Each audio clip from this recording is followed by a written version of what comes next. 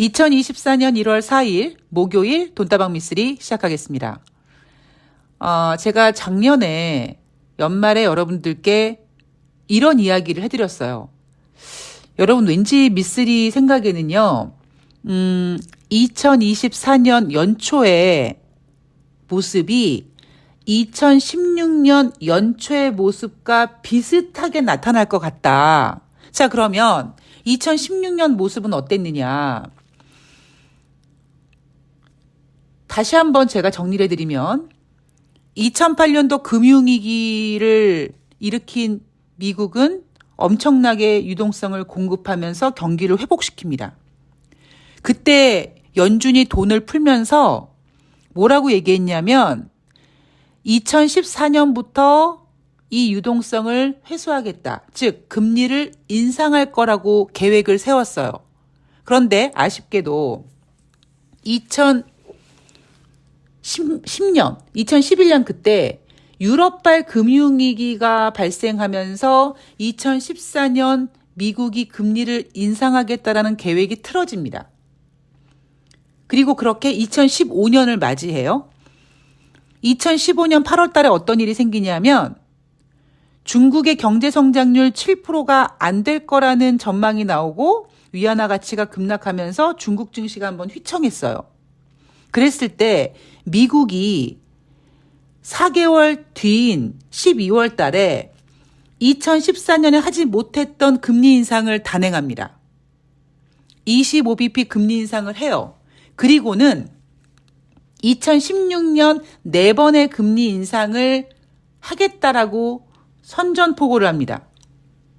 그랬을 때 제가 뭐라고요? 2016년 4번의 금리 인상을 한다고요? 어린 반푼어치도 없습니다.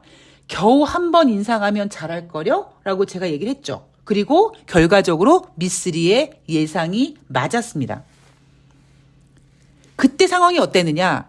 2015년 12월 달에 FOMC 회의에서 25bp 금리 인상을 하고 그때는 마치 분위기가 어땠냐면요. 이제 미국이 금리 인상을 할 수 있을 만큼 경제가 회복되고 있다라는 자신감 때문에 금리 인상과 함께 주식시장이 괜찮았어요. 그러다가 2016년 새해가 되고 개장이 된 중국 증시가 개박살이 나죠. 그래서 중국 증시가 막 서킷 브레이크가 걸리고 난장판이 됩니다. 그래서 결국 미국은 2016년 4번의 금리 인상은커녕 연말에 한 번의 금리 인상을 하게 됩니다. 그래서 제가 이 얘기를 여러분들한테 자주 해드리면서 특히 작년 연말에는 왠지 미쓰리 생각에는 2024년 연초의 모습이 2016년 같은 모습이 될 것 같은데 그런데 여러분 막 개폭락하고 그러진 않을 거니까 너무 공포는 느끼지 마시고요. 그냥 미쓰리 생각은 그렇습니다. 라고 얘기를 해드렸습니다. 그쵸? 돈다방 미쓰리 이 허접한 방송을 하루에 2번, 3번 들으시는 분들이 계신다고 합니다. 자, 제가 분명히 그렇게 얘기를 했어요. 자, 1월 3일 수요일 뉴욕 증시는 3대 지수가 모두 하락 마감했습니다. 자, 산타 랠리가 없다고 하죠. 산타 랠리는 뭐가 산타 랠리야? 크리스마스 연휴 전후로 5거래일 그리고 새해로 넘어와서 연초에 2거래일 정도가 상승하면은 우리는 산타 랠리라고 부르는데 2023년 연말에는 상승을 했는데 2024년 들어와서 1월 2일 뉴욕 증시 하락하고 1월 3일 뉴욕 증시 하락하면서 즉 연초 2거래일 하락하면서 올해 산타 랠리는 없다라고 공식적으로 선언이 됐고요. 특히 가장 무서운 점이 뭐냐면 해당 기간 동안 지수가 하락한 경우가 언제다? 2015년부터 2016년이다. 그러니까 미쓰리가 여러분들한테 여러분 왠지 2024년 연초의 모습이 2016년일 것 같아요 라고 했던 그 예측이 지금 정확히 맞아떨어진 겁니다. 물론 막 개폭락이 되고 그런 건 아니지만 어쨌든 분위기는 연초 모습은 2016년과 흡사합니다. 자, 경제 지표를 보면은요. 11월 채용 공고 건수가 10월 대비 6만 2천 건 감소했다고 해요. 채용 공고가 뭐겠습니까? 저기 우리 기업은요, 사람 뽑아요. 우리 가게에서 직원 뽑아요. 그 공고가 줄었다라는 거예요. 그리고 이 채용 공고 지표는 몇 월 달 거다? 11월 달 겁니다. 32개월 만에 최저 수준이라고 하죠. 지금 미국 경제는요, 좋지 않아요. 그들이 미국 경제 좋다고! 대한민국의 미쓰리 입 닥쳐! 좋다고! 우리 고용이 얼마나 좋은데! 다른 경제 지표는 모르겠고 고용은 좋아 라고 했던 그 고용조차도 지금 꺾이고 있습니다. 그리고 ISM에서 발표하는 12월 제조업 PMI 지표 11월 달에 46.7에서 12월 달에 47.4로 상승을 했지만 기준선 50 이하, 즉 경기 위축 국면입니다. 자, 12월 FOMC 회의록이 공개가 됐죠. 자, 내용을 보면 기준금리가 고점이거나 고점 부근이다. 2024년 금리 인하 적절한 것 같다. 그 대신에 언제 구체적으로 금리를 인하할지에 대해서는 언급이 없었습니다.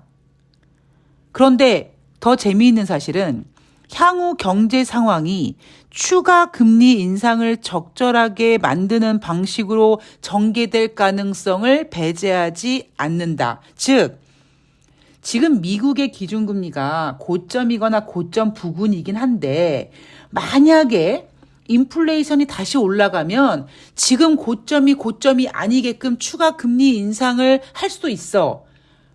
다시 얘기하면 연준은 자, 이제 우리요 금리 인상 안 하겠습니다라고 선전포고를 안 했다라는 겁니다. 금리 인상 종식 선언을 안 했다라는 거예요. 거기에다가 리치먼드 연방은행 총재는 자동 조정 장치는 없다라고 얘기하면서 지금 시장이 꿈꾸고 있는 금리 인하에 대해서 약간 찬물을 끼얹었죠. 자, 작년 연말에 저는 2600포인트 못 갈 것 같습니다라고 주장을 했죠. 물론 미쓰리가 틀렸습니다. 그런데 제가 그럼에도 불구하고 여러분 제가 잘못 본 것 같아요. 그냥 2600 갔으니까 막 2700 가고 2800 가고 제가 시황을 바꾸겠습니다라고 하지 않은 이유. 여전히 조심해야 된다고 했던 이유 중에 하나가 뭐냐면 흔히 전문가들이 얘기하는 포모 현상이 보였다라는 거죠. 포모 현상. 아유, 남들은 사는데 나는 왜 안 사? 아유, 그냥 안 갈 것 같았는데 가네? 나 지금 안 사면 못 살 것 같네? 그래서 막 따라 사는 게 포모 현상이라고 하는데 특히 작년 연말에 펀드 매니저들이 그 포모 현상에 동참을 많이 했다고 하죠. 왜? 그들은 자기 돈이 아니거든요. 자기 돈이 아니니까 여러분들 펀드 가입할 때 이 상품은 원금 손실 발생할 수 있습니다라고 각서 쓰잖아요. 각서에 사인하지 않습니까?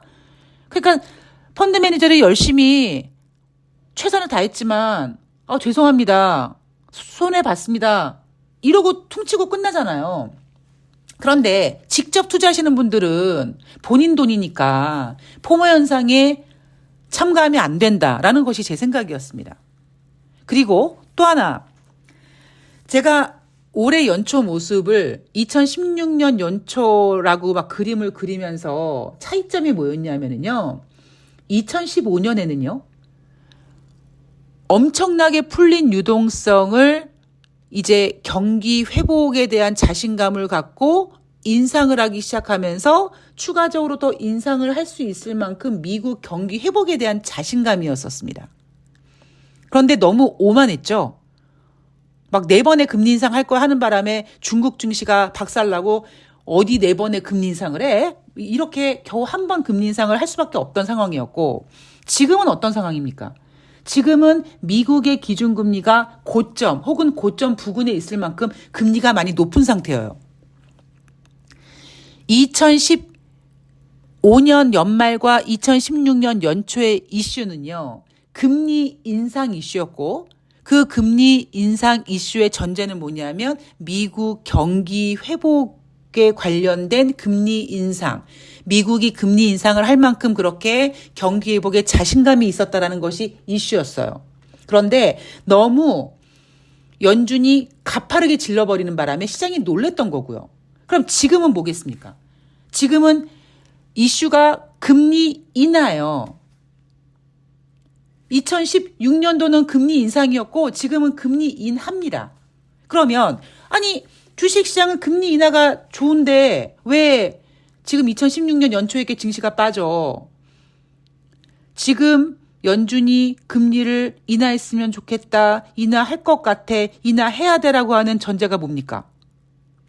연착륙이요? 아니에요. 글로벌 경기 둔화 우려입니다. 다시 말씀드리지만 저는 그 어떤 전문가들보다 가장 먼저 2024년도 3월 달에 금리 인하 가능성을 제시했어요. 근데 그 전제가 뭐였습니까? 3월 달 안에 글로벌 경기 둔화 우려가 공식화돼야 돼요. 그래야지만 연준이 금리를 인하할 겁니다. 그런데 작년 연말에 주식시장이 좋았을 때 그때 이슈가 금리 인하였는데 시장 참가자들은 미쓰리 생각과는 달리 마냥 그냥 똥꼬발랄하게 그냥 천진난만하게 금리 인하하면 좋겠다 이러고 주식시장이 막 올라간 겁니다.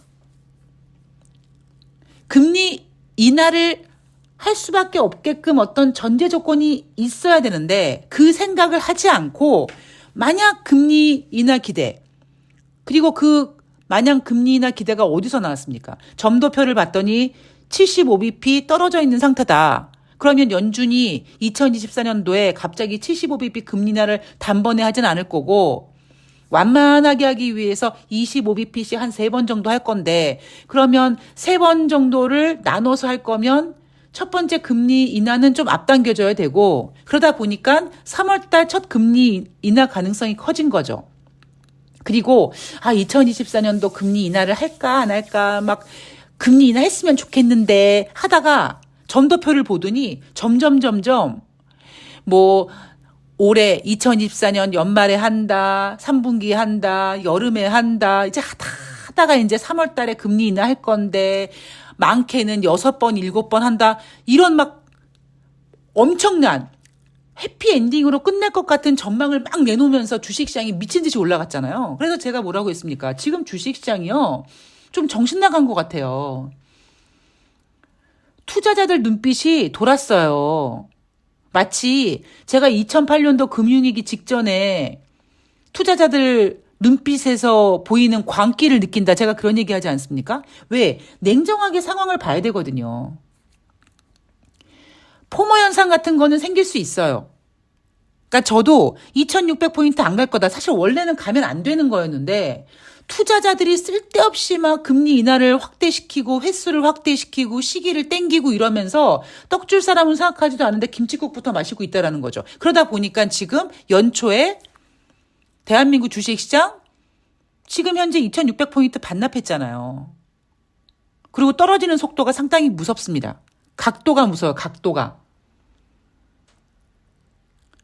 제가 보고 있는 지표가 있는데 제가 방향성을 보는, 물론 제가 여러분들한테는 인생이나 주식이나 오르막길 내리막길이 있다라고 하면서도 제가 보는 분명히 지표가 있지 않겠습니까? 근데 그 지표가 과하게 올라갔어요. 조심해야겠다.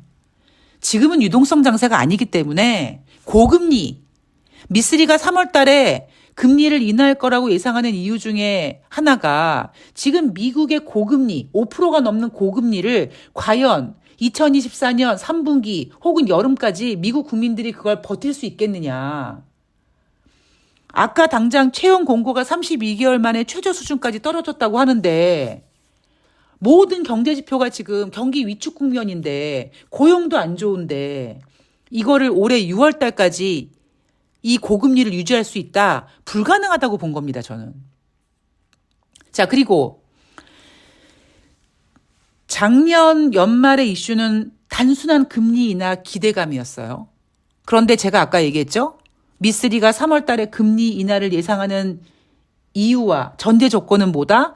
금리 인하 전에 3월 전에 연준이 금리 인하를 할 수밖에 없게끔 만드는 경기 둔화, 글로벌 경기 둔화 혹은 글로벌 경기 침체라는 전제가 있어야 돼요. 그리고 이제 그 분위기로 접어들 겁니다. 뭘 보면 알 수 있느냐? 국제유가 보면 알 수 있어요. 자, 국제유가요. 지금 현재 1월 3일 현재 1.59달러, 1.59% 하락해서 70.50달러까지 내려왔어요. 자, 지금 국제유가에 어떤 이슈가 있습니까? 홍해 지역, 즉 지정학적 리스크가 있어요. 지정학적 리스크는 어떤 영향을 끼친다? 공급 차질 우려감입니다. 그런데 홍해 지정학적 리스크가 발생을 하고 이게 확대될 가능성도 지금 없지 않아 보이는데 국제유가가 떨어져요. 국제유가가 떨어진 이유가 뭡니까? 수요 감소 우려입니다. 어떤 수요? 글로벌 경기 둔화로 인한 국제유가 수요 감소 우려로 국제유가가 하락했습니다. 즉 제가 그 어떤 원자재보다 국제유가는 상당히 순수한 녀석이다라고 얘기하잖아요. 걔네는 공급과 수요만 건드린단 말이에요. 그러면 국제유가를 상승시킬 수 있는 홍해 지역, 즉 지정학적 리스크가 발생을 했으니 국제유가가 올라가야지 당연한 겁니다. 그런데 지금 국제유가가 떨어졌어요. 왜? 공급 차질 우려감보다 지금 수요 감소 우려가 더 힘을 발휘하고 있는 겁니다. 아까 연준이요. 그랬잖아요. 향후 경제 상황이 추가 금리 인상을 적절하게 만드는 방식으로 전개될 가능성을 배제하지 않는다. 이건 뭐냐면 만약에 수요 감소 우려를 제외한 상태에서 글로벌 그러니까 홍해 지역에 지정학적 리스크가 발생이 됐을 때 다시 국제유가가 막 상승하고 조금 올라가면 또 전문가들이 100달러 간다고 지랄 예언병들 하고 그러면 다시 미국의 인플레이션이 올라갈 수 있는 경우일 수 있죠. 물론 그것도 지금 주식시장의 이슈로 살아 있습니다. 문제는 뭐냐? 다시 얘기하지만 미쓰리가 3월 달에 금리 인하를 주장하는 이유 그 전에 글로벌 경기 둔화 혹은 경기 침체 우려가 인증이 된다니까요. 그래서 지금 국제유가는요, 그 시작을, 그 서막을 열고 있는 거예요. 아, 올해 화두는 뭐다? 경기 둔화구나. 물론 올해 1월 달부터 12월 달 내내 글로벌 경기 둔화가 화두가 되는 건 아니에요. 다시 말씀드리지만 주식시장은요, 이슈를 오래 가지고 놀지 않습니다.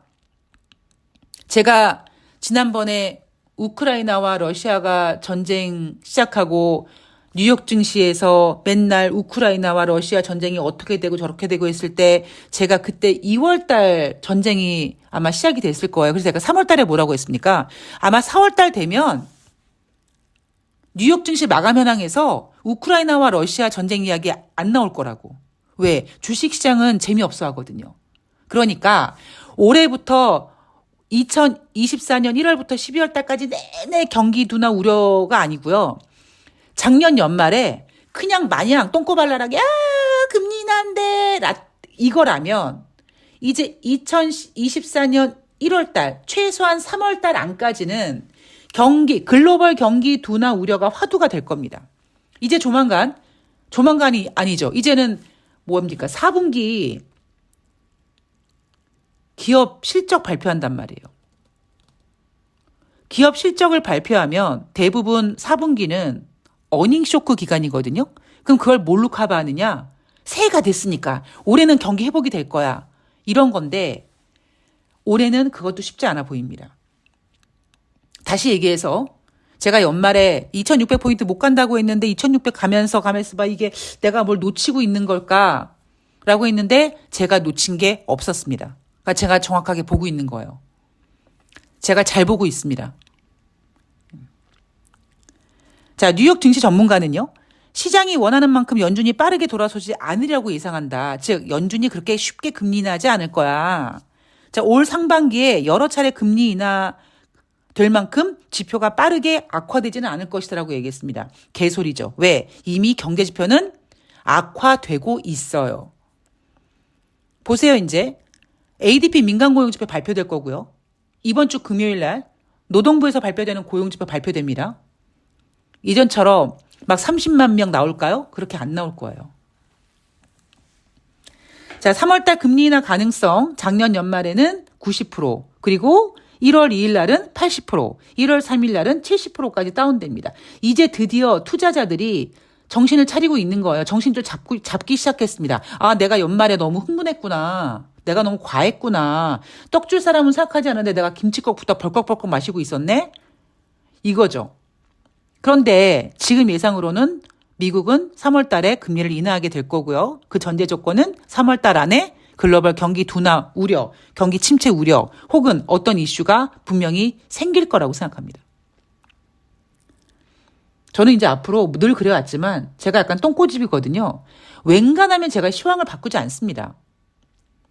제가 막 오늘 여러분 내일 올라갈 거예요. 제가 실컷 그동안 빠진다고 얘기해놓고는 여러분 아니에요. 난 그런 얘기 한 적이 없어. 올라갈 거야. 전 이러지 않습니다. 그러니까 제가 틀리면 못 봤네요. 제가 잘못 봤네요. 그러면서 여러분들한테 부탁드리죠. 저를 맹신하지 말라고. 저는 그냥 제가 보는 시황만 얘기하는 거예요. 자, 오늘 돈다방 미쓰리 1월 3일 수요일 뉴욕 증시 마감 현황 체크해 봤습니다. 예.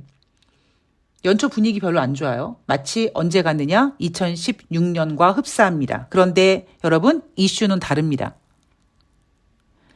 제가 여러분들한테 해드릴 수 있는 거는 어제도 말씀드렸지만 악재가 있을 때, 악재가 보일 때 그 악재를 여러분들에게 공포를 심어주게 만드는 악재가 아니라 여러분 미리 알고 계세요? 제 생각은 이래요? 이런 분위기인 거죠.